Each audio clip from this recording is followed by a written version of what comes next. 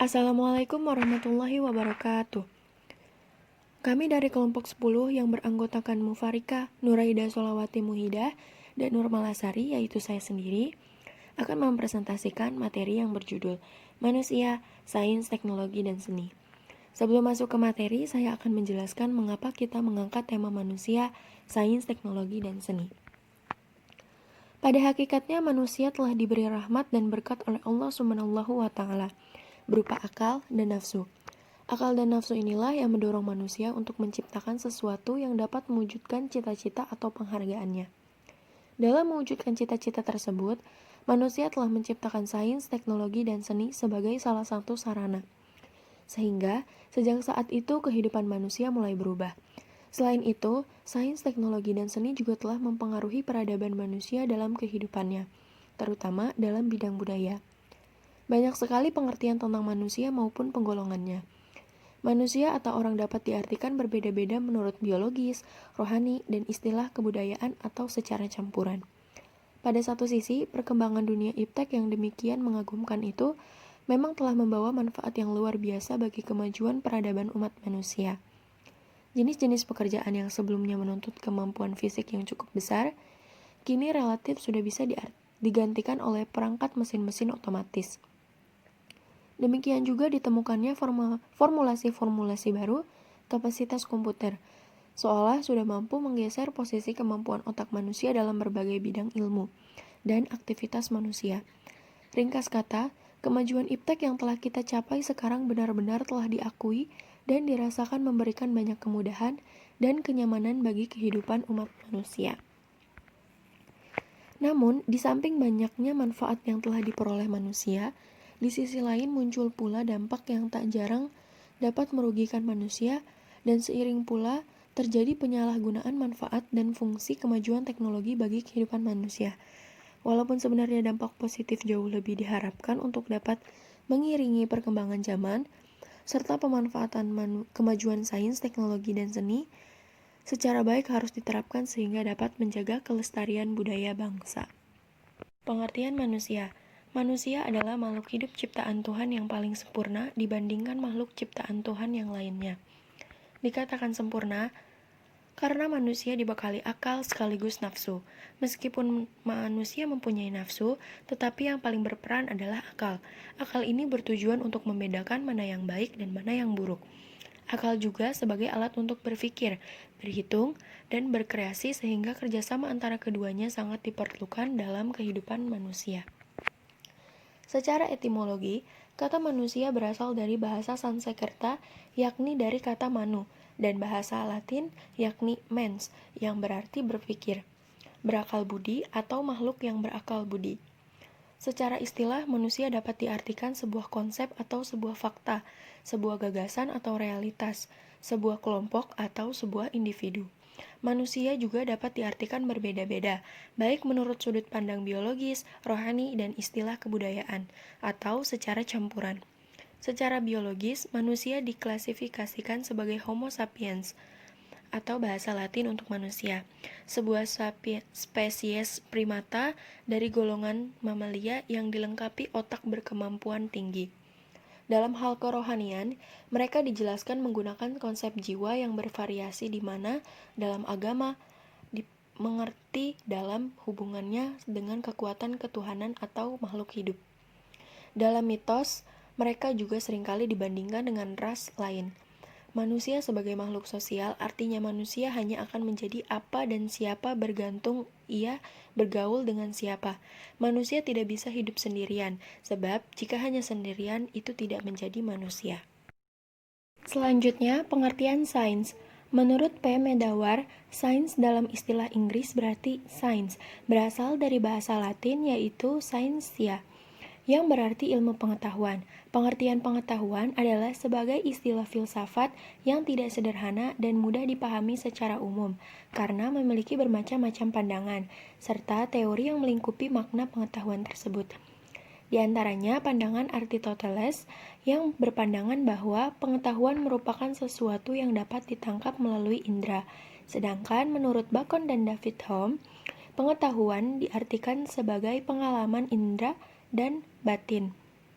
Tetapi tidak semua ilmu boleh dikatakan sains, karena ilmu pengetahuan atau sains yang sesungguhnya adalah ilmu yang dapat diuji kebenarannya dan dikembangkan secara bersistem dengan kaidah-kaidah tertentu berdasarkan kebenaran atau kenyataan yang ada, sehingga pengetahuan yang dipedomani tersebut bisa dipercaya melalui percobaan secara teori.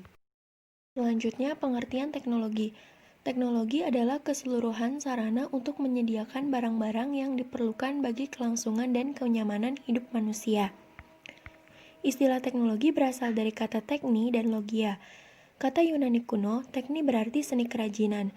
Dari teknik kemudian menjadi teknikos yang berarti seseorang yang memiliki keterampilan tertentu.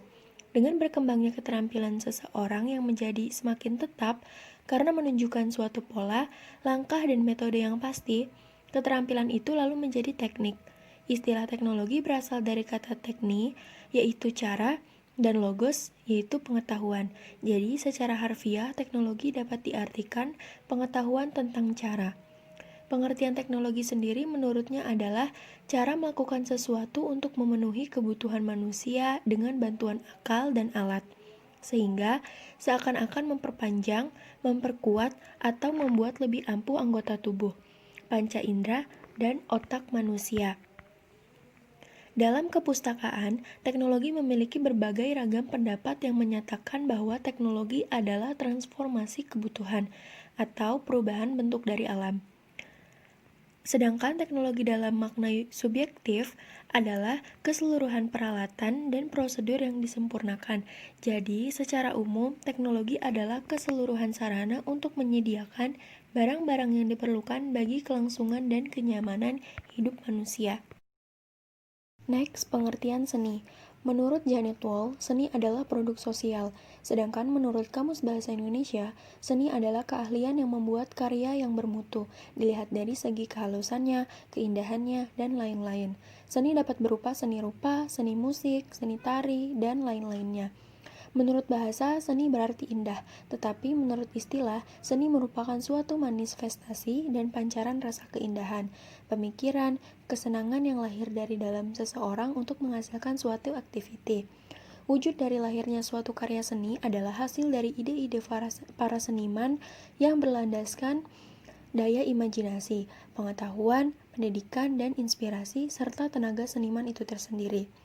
Karya seni dapat dituangkan dalam bentuk garis, warna, gerak, bunyi, kata-kata, bahasa, dan rupa. Bentuk yang bersifat kreatif dan imajinatif dari suatu kemahiran. Seni juga merupakan segi batin masyarakat yang juga berfungsi sebagai jembatan penghubung antara kebudayaan yang beraneka ragam. Karya seni selalu bersifat sosial karena kehadirannya menggambarkan masyarakat yang berjiwa kreatif, dinamis, dan agung. Memahami seni suatu masyarakat berarti memahami aktivitas penting masyarakat yang bersangkutan dalam momen yang paling dalam dan kreatif.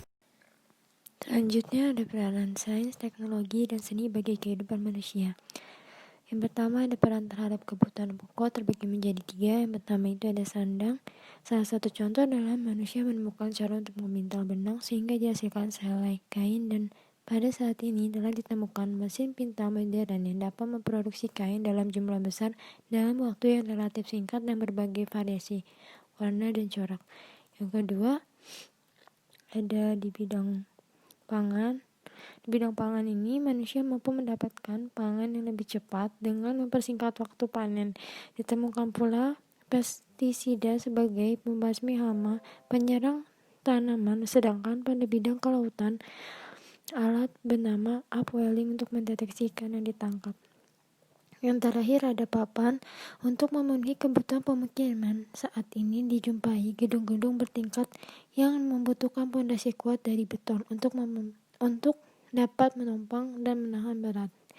Yang kedua ada peran terhadap peningkatan kesehatan. Saat ini banyak orang yang organ tubuhnya sudah tidak dapat berfungsi lagi, maka upaya cangkok mata, cangkok hati, cangkok ginjal bukan lagi hal yang aneh. Bahkan tak jarang pula dilakukan pembuatan organ buatan, yaitu alat bantuan yang ditanam di dalam tubuh untuk mengganti bagian-bagian yang sudah tidak berfungsi lagi. Yang ketiga ada peran terhadap penyediaan energi. Energi adalah kemampuan untuk melakukan kerja.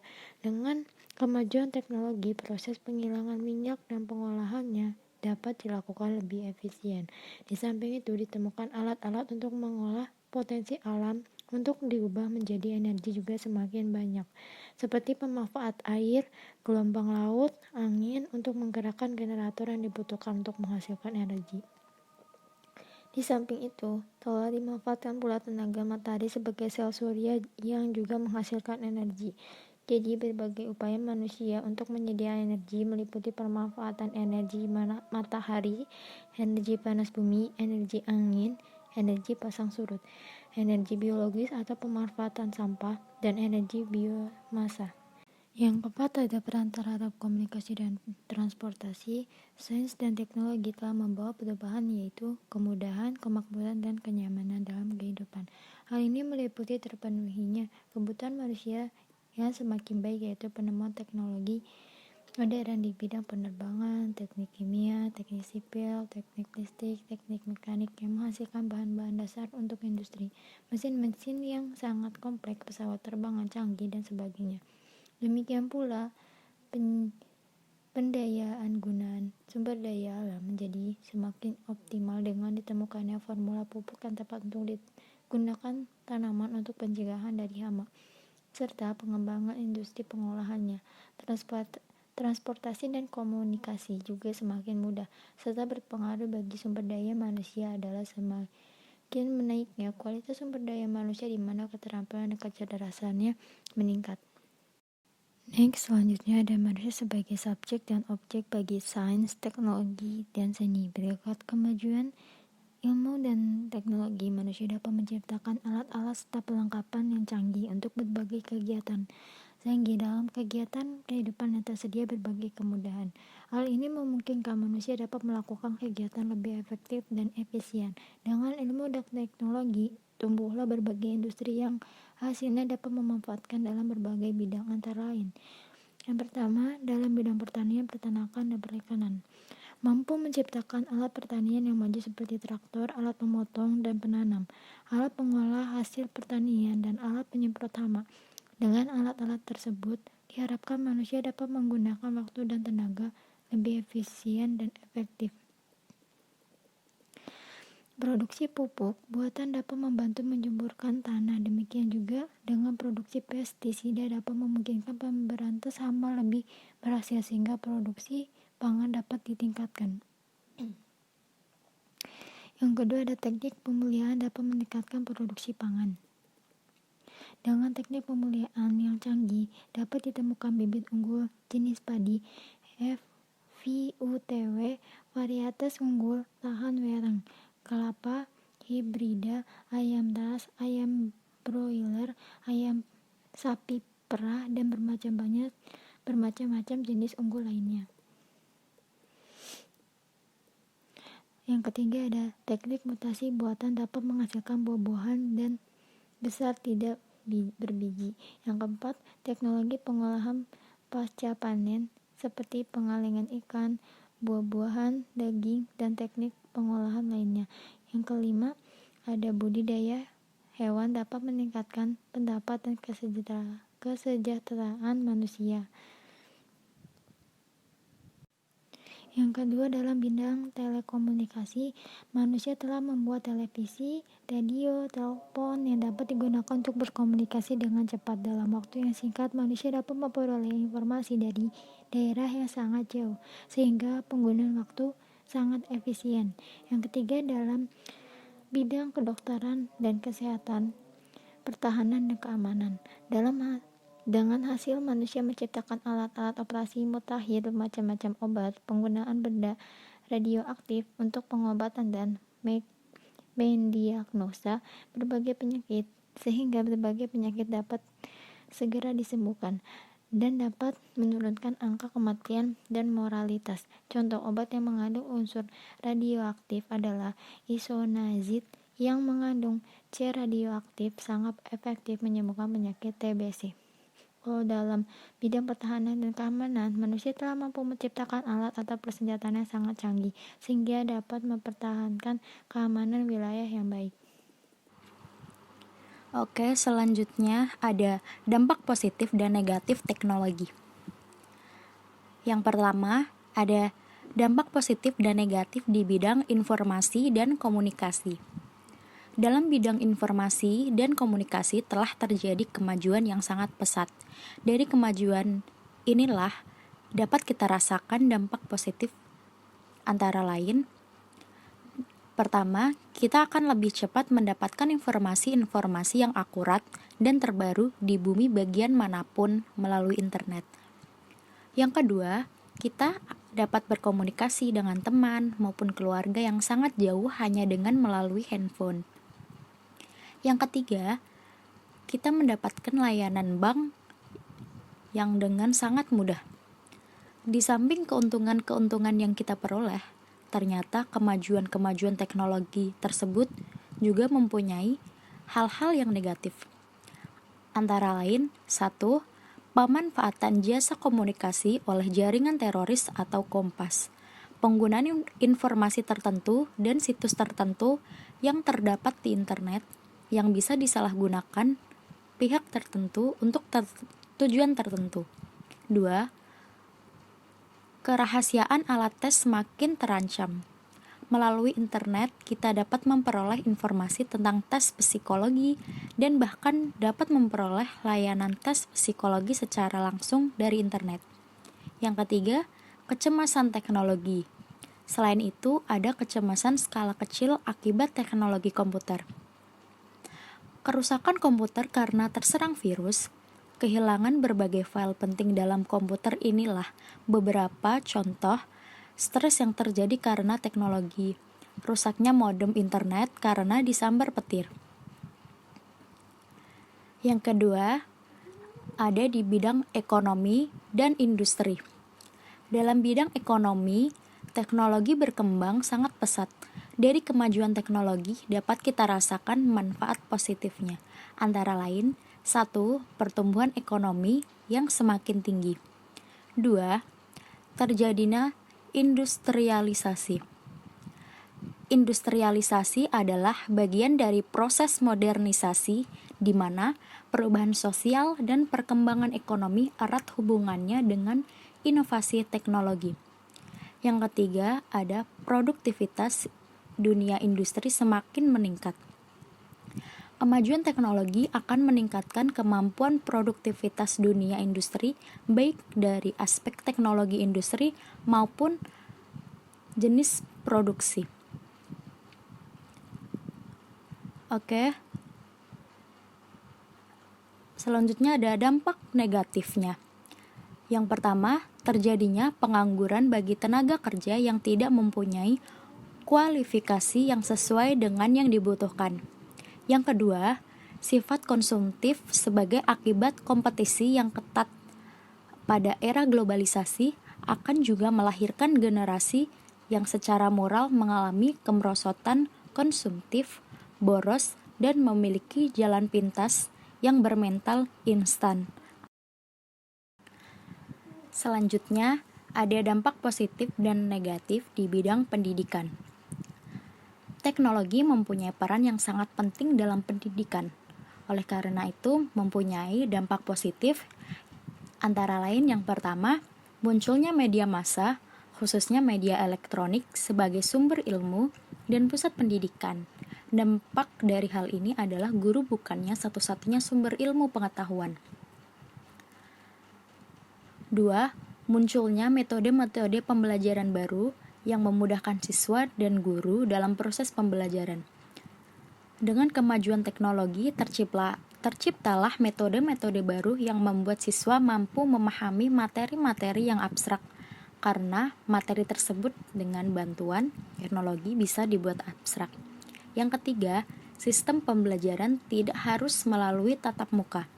Dengan kemajuan teknologi, proses pembelajaran tidak harus mempertemukan siswa dengan guru, tetapi bisa juga menggunakan jasa pos internet dan lain-lain.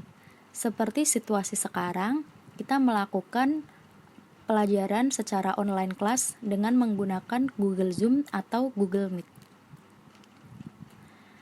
Di samping itu, juga mempunyai dampak negatif. Yang pertama, kerahasiaan alat tes semakin terancam.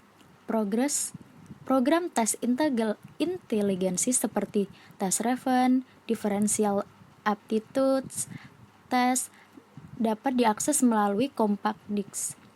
Implikasi dari permasalahan ini adalah tes psikologi yang ada akan mudah sekali bocor, dan pengembangan tes psikologi harus berpacu dengan kecepatan pembocoran melalui internet tersebut. 2. Penyalahgunaan pengetahuan bagi orang-orang tertentu untuk melakukan tindak kriminal. Kita tahu bahwa kemajuan di bidang pendidikan juga mencetak generasi yang berpengetahuan tinggi, tetapi mempunyai moral yang rendah. Contohnya, dengan ilmu komputer yang tinggi, maka orang akan berusaha menerobos sistem perbankan. Selanjutnya ada dampak positif dan negatif di bidang politik.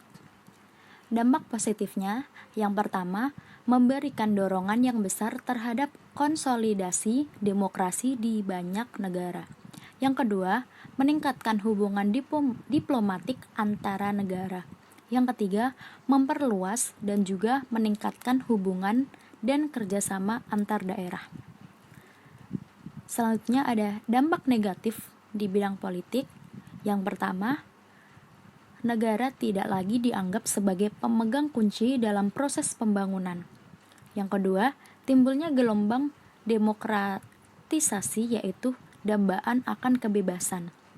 Yang ketiga, adanya berbagai ancaman yang menyebabkan disintegrasi bangsa dan juga negara yang akan menggoyahkan NKRI. Oke, selanjutnya dampak penyalahgunaan sains, teknologi, dan seni pada kehidupan sosial budaya. Akibat kemajuan teknologi bisa kita lihat, yang pertama, perbedaan kepribadian pria dan wanita. Banyak pakar yang berpendapat bahwa kini semakin besar porsi wanita yang memegang posisi sebagai pemimpin, baik dalam dunia pemerintahan maupun dalam dunia bisnis. Bahkan, perubahan perilaku ke arah perilaku yang sebelumnya merupakan pekerjaan pria semakin menonjol. Data yang tertulis dalam buku Meghan Trained for Women From Liberation to Leadership yang ditulis oleh Patricia Aburdine and John Naisbitt tahun 1993 menunjukkan bahwa peran wanita dalam kepemimpinan semakin membesar. Semakin banyak wanita yang memasuki bidang politik sebagai anggota parlemen, senator, gubernur, menteri, dan berbagai jabatan penting lainnya. Yang kedua, meningkatkan rasa percaya diri. Kemajuan ekonomi di negara-negara Asia melahirkan fenomena yang menarik. Perkembangan dan kemajuan ekonomi telah meningkatkan rasa percaya diri dan ketahanan diri sebagai suatu bangsa akan semakin kokoh. Bangsa-bangsa Barat tidak lagi dapat melecehkan bangsa-bangsa Asia. Yang ketiga, tekanan kompetisi yang tajam di berbagai aspek kehidupan. Sebagai konsekuensi globalisasi akan melahirkan generasi yang disiplin, tekun, dan bekerja keras. Baiklah, itu saja yang bisa kami sampaikan. Terima kasih yang telah menonton dan memperhatikan. Kami dari kelompok 10, mohon maaf jika ada salah-salah kata. Kami akhiri, wabillahi taufiq wal hidayah. Wassalamualaikum warahmatullahi wabarakatuh.